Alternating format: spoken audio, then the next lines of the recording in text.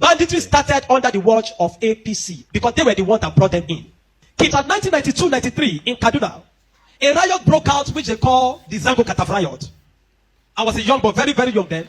And people were killed in scores. If you are not an Afsa person practicing Muslim in Islam, they were killed. Especially if you are from the southern part of Kaduna, the tribes from the southern part of Kaduna, they were massacred. It was called the Zango Kataf riot. And if the next thing they do is to burn churches, kill Christians, and then if they are done with that, then they focus on businesses that is for Igbo people, Igbo-owned businesses, and they destroyed it. I grew up knowing that Christians are an endangered species in Nigeria. In the year 2000, when the Sharia riots, how many of you have heard of the Sharia riot? Hundreds of thousands of people were killed in Kaduna.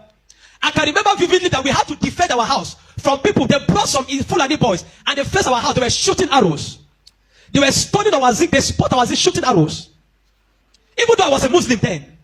Even though my father was a Muslim then. But because majority of the people in our compound were Christians, so they were willing to destroy every one of us because we're living with Christians. I can remember a particular church in Mando, for those that know Mando, in Kaduna, called Chapel of Redemption. That church was destroyed. And so from that time, anytime there's a little hanky-panky in Nigeria, the first target is churches and Christians. And this has prevailed for a long time. That even if there's a problem with in another country, the Muslim and the Hausas in Nigeria will rise up and begin to kill Christians. How many of you remember the Miss World crisis in 2002, 2001, 2002? That somebody drew a picture of Muhammad or something in France, long away in France, and they began to fight in Nigeria. Are you following me? Christians are endangered species. Now let me give you, and that's how it has continued. Scores have been killed, and they focus on regions where there is a mixture of both Christianity and Islam. If you look at states like Kaduna, state like Plateau State, state like Nasarawa, state like Taraba, state like Benue, state like Bauchi, state like Gombe, state like Borno. These are places where they focus on because they intend to eliminate every living Christian in that place. Anybody that debunks it is a total lie because I have grown and lived in the north. I've spent 80 to 80% of my life in the north, so I understand this thing. Several times, I cannot forget the Sharia riot. We were running for our lives. Even though we were Muslims, but we're still running because as far as you are not of that ethnic group, practicing what they practice, you are a victim. You can be burnt alive. Many of us saw human beings that were burnt alive, like roasted like yam.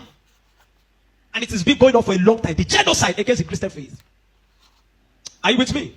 Many years ago, in Kano State, a man was beheaded. And anything they talk about, he said blasphemy. And guess who was the person that led it? The man called Sanusi, Lamido Sanusi, was the one that led him on. And they beheaded him, they killed the Igbo man. They killed him and they put his head on the stake and they were using it to parade the city. You will understand of a woman also that is an evangelist. Evangelist Eunice that was preaching about 2016 or 18 in Abuja. And they killed her. We cannot talk about a young girl called Deborah Samuel that was killed. I schooled in Jos, and for years, the people of Plateau have been massacred. Riot breaking out every single time. The world that the moment anything happens, the next people that are victims are Christians. And it is unfortunate that all this year the government have not been able to do anything about it. But the agenda is deep. Are you with me this morning? Why am I saying? Because I don't want us to be an ignorant people. If we are ignorant people, they will control the narrative. And this days, let me tell you this truth. God will not come and fight for you. Remove that thing from your mind. If Christians don't rise up, pray from now till tomorrow. God is not coming to fight for you. Are you with me? Now, in the year 2009, Boko Haram started. Boko Haram started because of a section. It was a political movement. They created Boko Haram as a political talks to bring confusion into the government of Goodluck Jonathan. And to be able to, destroy any opposition, starting from Borno State, under the watch of a man called Kashim Shettima, which is now the vice president of Nigeria. Kashim Shettima and the other man, Ali Mohammed Sharif. These were the people that started the business of Boko Haram as a political talks to be able to oppose their opponents. But after a time, the ideology grew and they began to destroy. Now, it became a problem and they began to use it to destroy, bombing here and there. In 2009, 2010. As of 2010, a man led a meeting in Jos. Are you with me? He led a meeting that they were going to annihilate Christians within the locality of Plateau, Borno, Plateau, Bauchi, Kaduna, and Nasarawa. And he said they are going to perform jihad. They will bring jihad and they will go to that. If the Islamic leaders are not willing to lead them, he is ready to lead the movement. I have the minute of that meeting in my phone presently. Guess who is that person? Isa Pantami, that was the former Minister of Communication under Buhari's regime. And several times, these are people that are terrorist sympathizers. And that is why the Nigerian army have not been able to win the war against the terrorism. Because people have, the terrorists have infiltrated the Nigerian ranks, the army ranks, so they cannot win the war. That said, Osama bin Laden was a better Muslim than he is. He was sad when Osama bin Laden was killed. And he has said it several times that Boko Haram should not be killed. He said they are their Muslim brothers. How do you win a war against terrorism? Where there are people high in government that are sympathizers to terrorism. How do you win that war? Now, there are 4 categories of insecurity or people that are causing insecurity. Number 1, you have Boko Haram. Number 2, you have bandits. Number 3, you have Fulani herdsmen. Now I'm going to show you how they are connected. Many people don't know. Okay. The Boko Haram and the Fulani herdsmen have one mission. The mission is simple: Islamize Nigeria. Come to a territory that are Christian dominated, kill everybody there, occupy their land. Go to Benue, look for a community, kill them there, occupy their land. That's always me. Boko Haram and the Fulani herdsmen. Have you noticed that Fulani herdsmen they don't kidnap, they kill? There's hardly a place you hear that Fulani herdsmen capture that they say these are Fulani herdsmen. No, when they go, they kill. How do they kill? They kill with guns. You must now ask yourself, how does a Fulani man get AK-47? Do you know the cost of one AK-47? One AK-47 is over $1,000 something. Where will a Fulani man be able to obtain to get one AK-47? Are you with me? And now, so you will know that there are people that are sponsoring this movement. Then the Boko Haram and the Fulani, they go about Christian-dominated areas. You will understand that when this terrorism started in Nigeria, that only people that were killed were Christian churches. You will not hear that they kill anyone. It is Christians and churches. I remember in Kaduna then that churches began to look for security men to guide their churches in every service day. Otherwise, you can be in church and then the next is boom, everybody dies. Okay. And churches that don't have money to hire soldiers began to use some of their members. I was a member of the security team in my church in Deeper Life in Kaduna in 2010. Because we don't stay in the church. Once I come to the church in the morning, we stay outside, moving around patrolling, because anybody can come and drop anything. So when Boko Haram started, the majority of Muslims, the Hausa, Northern Muslims, they were happy. I know people that were celebrating it. If you see them crying today, I'll tell you why. At the initial beginning of this thing, they were happy celebrating the killings of Christians. They said they are purging Nigeria of army. It was majorly on Christians and Christian-dominated areas.